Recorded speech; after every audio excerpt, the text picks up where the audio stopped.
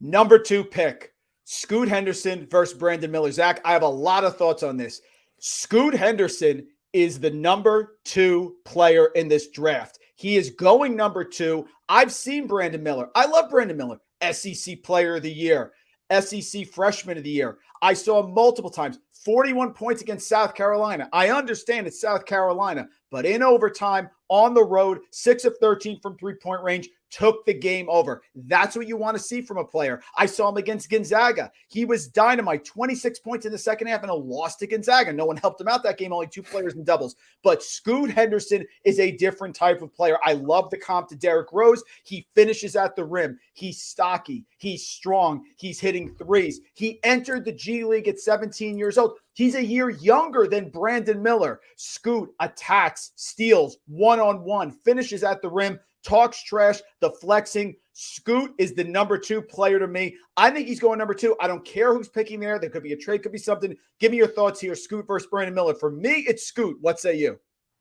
I thought maybe we were going to be able to disagree here, but we're in lockstep, Mike. Yes. Scoot is, if Wemby was not in this class, we would be talking about Scoot as the clear-cut number 1 overall pick. To me, there's the Wemby tier, then Scoot has his own tier, and then we can talk about everybody else. And I think Brandon Miller is also, he's 3 for me. I'm not going crazy there, but Scoot, you mentioned, going into the G League at 17, spent 2 seasons there. I really, the G League is a league that should be respected on the global stage because there are a lot of guys who are right on the fringe of these NBA rosters. And we've seen some of these G League guys come up onto these NBA teams and make a career for themselves.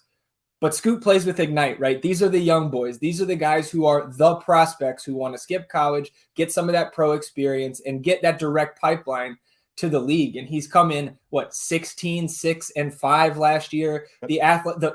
Physically, he is ready.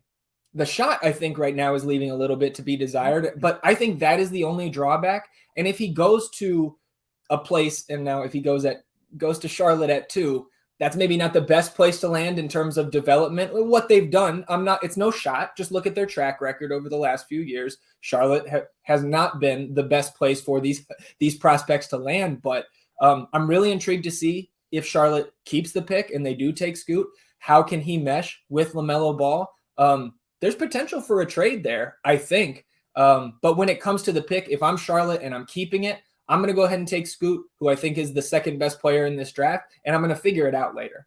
There is a difference in tiers. Brandon Miller, pull up mid-range. I love that. The Rip Hamilton in me, Zach. I get that. And he can develop. He's thin, but he can get muscle.